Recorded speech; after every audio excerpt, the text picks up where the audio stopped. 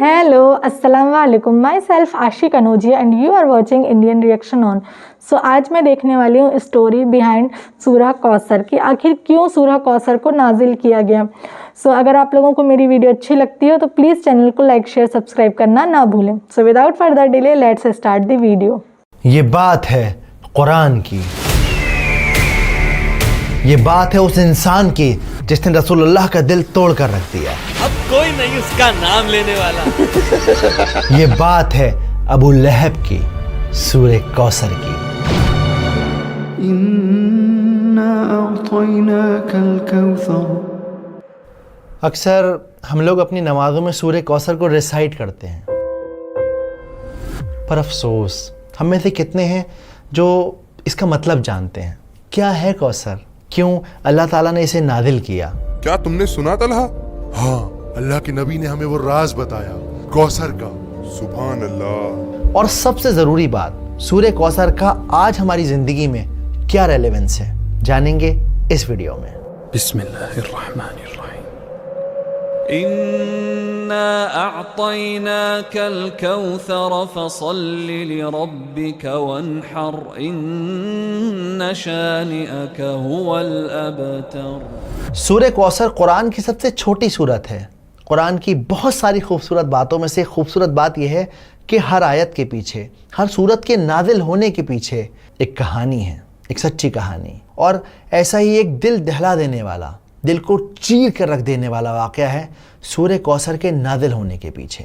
पहले उसे समझते हैं. मक्का की वो दोपहर खामोश थी. लोग अपने अपने घरों में आराम कर रहे थे, मगर अल्लाह के नबी खामोश बैठे थे. अंदर से दबी दबी सिसकियों की आवाज़ें मिट्टी की दीवारों से टकराकर वापस आ रही थीं. उनके बेटे अब्दुल्ला अल्लाह को प्यारे हो गए थे. वो नन्हा सा जिस्म जो कल तक उनके सीने से लगकर सांस लेता था, अब मिट्टी की गोद में था. मगर बराबर वाली दीवार से टेक लगाए एक आदमी खड़ा था. मुझे भी बताओ अबू लहब, क्या मामला है? सबर रखो बा, सबर.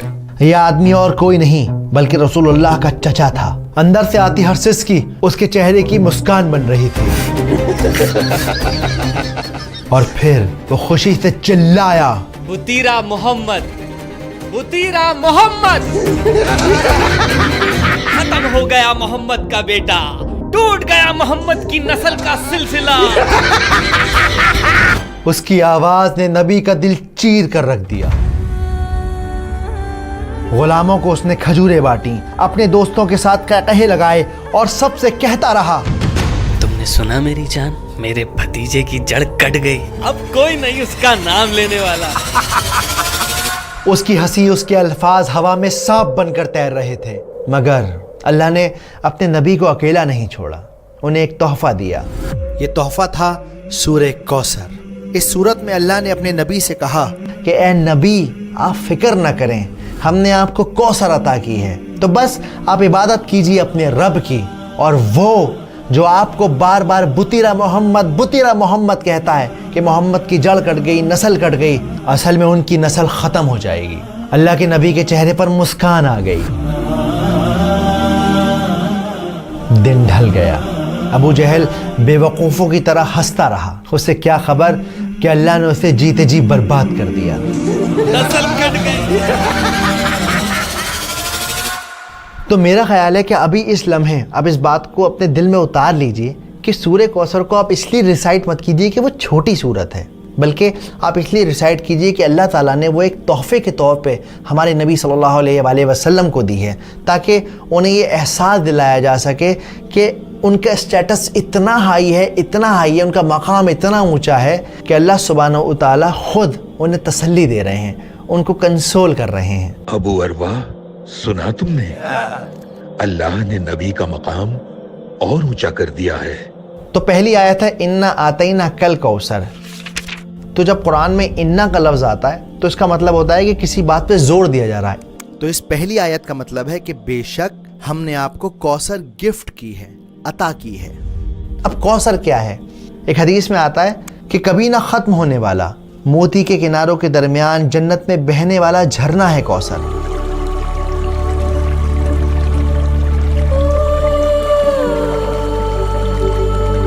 جس کا پانی برف سے ٹھنڈا ہے، جس کا پانی شہد سے میٹھا ہے اور جس کا پانی دودھ سے زیادہ سفید ہے، وہ ہے کوثر۔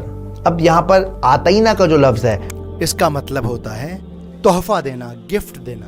اگر آپ آج کے ماڈرن دور میں سائیکولوجیکلی دیکھیں تو دنیا میں انسان کسی بھی انسان کو 7 وجہوں سے گفٹ دیتا ہے، صرف 7 ریزن ہے جس کی وجہ سے ہم ایک دوسرے کو تحفے دیتے ہیں، جیسے کسی سے کام نکلوانا ہو، کسی کی شادی ہو، کوئی فیسٹیول ہو، یا پھر کسی کے ساتھ تعلقات مینٹین کرنے ہوں، یا کسی نے کوئی اچھا کام کیا ہو تو شاباشی دینے کے لیے آپ تحفہ دیتے ہیں۔ لیکن اللہ سبحانہ و تعالیٰ یہاں پر آپ صلی اللہ علیہ وآلہ وسلم کو جو تحفہ دے رہے ہیں وہ تحفہ اس وجہ سے دے رہے ہیں کہ وہ انہیں امپورٹنس فیل کرانا چاہتے ہیں کہ ساری کائنات میں آپ بہت زیادہ امپورٹنٹ ہیں، اتنے امپورٹنٹ ہیں کہ اللہ رب العزہ آپ کو خود کنسول کر رہے ہیں، آپ کا مقام اونچا کر رہے ہیں۔ کوثر جنت کا جھرنا تو ہے، اس کے علاوہ اور کیا تحفے دیے ہیں اللہ نے؟ اللہ سبحانہ و تعالیٰ نے ہمارے نبی کو قرآن دیا ہے جو ہمیشہ رہنے والا ہے اور آج بھی ہمارے ساتھ اور ہمیشہ رہے گا۔ اس کے علاوہ اور کیا تحفے دیے ہیں اللہ نے؟ اور سب سے بڑا تحفہ یہ ہے اللہ نے اپنے نبی کا نام تا قیامت زندہ رکھا ہے، اپنے نام کے ساتھ جوڑ دیا ہے نبی کا نام۔ واقعی سبحان اللہ۔ اس کے علاوہ انہیں بیٹیاں دی ہیں۔ بار بار ابو لہب کہہ رہا تھا کہ بطیرہ محمد، بطیرہ محمد، کوئی لڑکا نہیں ہے ان کا، کیا نام چلے گا ان کا؟ لیکن آپ دیکھیں آج بھی ہم اپنی بچیوں کے نام آپ صلی اللہ علیہ وسلم کی بیٹیوں کے نام پر رکھتے ہیں، آج بھی انہیں یاد کرتے ہیں۔ رقیہ، فاطمہ۔ اس کے علاوہ اللہ سبحانہ و تعالیٰ نے آپ صلی اللہ علیہ وسلم کو صحابیوں کو تحفہ دیا جو ان کے ساتھ کھڑے تھے، جنہوں نے اپنے جسموں پہ چوٹ کھائیں صرف اس لیے کیونکہ اسلام حق کی راہ تھی، کیونکہ نبی کا پیغام تھا۔ تو انا آتینا کل کوثر۔ اگلی آیت فصلی لربک وانحر۔ تو اب جب ہم نے آپ کو تحفہ دے دیا ہے تو آپ کو کیا کرنا چاہیے؟ آپ کو چاہیے کہ اپنے رب کی عبادت کریں اور قربانی کریں۔ دیکھو جنرلی دنیا میں 2 طرح کی عبادتیں ہوتی ہیں، ایک ہوتی ہے پرائیویٹ عبادت، ایک ہوتی ہے پبلک عبادت۔ پرائیویٹ عبادت کیا ہے؟ نماز پڑھنا، تہجد پڑھنا۔ پبلک عبادت کیا ہے؟ قربانی کرنا، اس کا گوشت لوگوں میں بانٹنا، لوگوں کی مدد کرنا۔ تو اللہ سبحانہ و تعالیٰ اس آیت کے اندر ان دونوں عبادتوں کا ذکر کر رہے ہیں۔ اب یہاں پر یہ جو ونہر کا لفظ ہے اس کا مطلب ہوتا ہے قربانی دینا، اسی لیے عید الاضحیٰ کے دن کو یعنی کہ بقرعید کے دن کو یوم النحر بھی کہا جاتا ہے، یعنی قربانی کا دن۔ تو فصلی لربک وانحر، عبادت کیجئے اور قربانی کیجئے۔ اور تیسری آیت ہے ان شانیک هو الابتر۔ اسکالر کہتے ہیں کہ جو شانیہ کا جو لفظ ہے، شانیہ اس کا مطلب ہوتا ہے دشمنی، لیکن ایسی دشمنی کہ انسان اس کے اندر اپنی عقل کھو دے، اس کا دماغ کام کرنا بند کر جائے۔ اب آپ نوٹ کریے اللہ کے رسول کے گھر میں ایک انتقال ہو گیا ہے، لیکن یہ ابو لہب یہ مذاق اڑا رہا ہے، مٹھائیاں بانٹ رہا ہے، اس کی عقل نے کام کرنا بالکل بند کر دیا۔ ایک انسان کی جو بیسک ہیومینٹی ہوتی ہے وہ اس کی عقل کام نہیں کر رہی۔ اس کی آج کے دور میں مثال ہے جو اسرائیل کر رہا ہے، چھوٹے چھوٹے بچوں کو مارنا، بوڑھوں کو مارنا، لوگ کھانا لینے آ رہے ہیں انہیں ختم کر دینا۔ تو یہ شانیہ کا والی نفرت ہے، ایسی نفرت ہے جس میں انسان کا دماغ کام نہیں کرتا، وہ اپنے غرور، اپنے جنون، اپنے ایگو میں رہتا ہے۔ تو اللہ تعالیٰ کیا کہتے ہیں؟ اِنَّ شَانِيَكَ هُوَ الْأَبْتَرُ۔ اور یہ لوگ جو آپ کو کہتے تھے کہ آپ ابتر ہو جائیں گے، آپ کا نام نہیں چلے گا، کوئی آپ کو نہیں پوچھے گا، وہ خود ابتر ہو گئے۔ وہ جس کی جڑ کٹ گئی، جس کی نسل ختم ہو گئی، جو برباد ہو گیا، جس کو کوئی پوچھنے والا نہیں ہے۔ اور جو اس بات کا ثبوت ہے کہ رسول اللہ کو ساری دنیا جانتی ہے اور ابو لہب کو ہم لوگ جانتے ہیں، لیکن لعنت کے ساتھ اس کا نام لیتے ہیں۔ لیکن آج اس صورت کا ہماری زندگی میں کیا ریلیونس ہے؟ کیسے ہم اس صورت کو اپنی زندگی میں اتار سکتے ہیں؟ دیکھیے آج بھی اکثر ایسا ہوتا ہے کہ ہم پریشان ہوتے ہیں نا تو لوگ تانا مارتے ہیں، 4 لوگوں میں بیٹھ کر مذاق بناتے ہیں۔ ایون جب گھر میں بیٹیاں پیدا ہوتی ہیں نا تو اپنا ماتھا پیٹ لیتے ہیں۔ انسان اس طرح کی حرکتیں کرتا ہے نا تو ایکچولی وہ ابو لہب کی راہ پہ چل پڑتا ہے۔ ابو لہب کیا کہتا تھا؟ محمد کا کوئی بیٹا نہیں، ختم ہو جائے گا اس کا نام اس کے بعد۔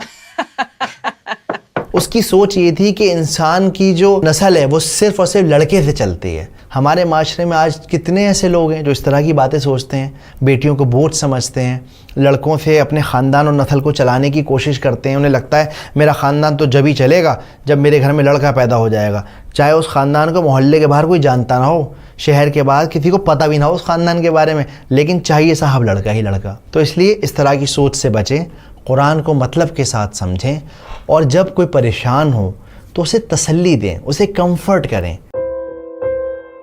اکثر ہم لوگ نا کسی کو کمفرٹ کرنا بہت زیادہ اوور کر دیتے ہیں، اور جب وہ بندہ چپ نہیں ہوتا، سمجھتا نہیں ہے ہماری بات، ہم جھنجلا جاتے ہیں، اس سے ناراض ہو جاتے ہیں. پر ایکچولی ایسا نہیں کرنا ہے. آپ کو بس اسے یقین دلانا ہے میں ہوں تمہارے ساتھ. جیسے اللہ سبحانہ و تعالیٰ نے صرف اور صرف 3 آیتوں میں اپنے نبی کو تسلی دے دی. اب آپ کے اور میرے لیے کوثر کیا ہے؟ آپ کے اور میرے لیے کوثر ہے ہماری صحت، ہماری اولاد، ہمارا گھر، فری وقت، ہر وہ چیز جو آپ کو ملی ہوئی ہے وہ ایکچولی کوثر ہے. ورنہ ذرا باہر نکل کے دیکھیے، لوگوں کی صبح اسپتالوں کی لائن میں ہو رہی ہے، لوگوں کی شامیں قبرستان میں فاتحہ پڑھتے ہوئے گزر رہی ہیں. تو اگر آپ کی زندگی میں کوئی چھوٹی موٹی پریشانی ہے، اداس نہ ہوں، اپنی نعمتوں کو کاؤنٹ کریں، دیکھیں کہ آپ کو اللہ نے کیا کیا دیا ہے، اور اس طرح سے سورہ کوثر کو اپنے اندر اتاریں. اگلی بار جب آپ نماز پڑھیں سورہ کوثر کو ریسائٹ کریں تو یاد رکھیں کہ یہ بہت ہی امپورٹنٹ سورت ہے. امید کرتا ہوں بات سمجھ آئی ہوگی. آئی ہوپ آپ لوگوں نے ویڈیو پوری دیکھی ہوگی. اور جیسے کہ سورہ کوثر یہ پروفٹ محمد صلی اللہ علیہ وسلم جی کے بیٹے کے انتقال کے بعد نازل کیا گیا تھا، کیونکہ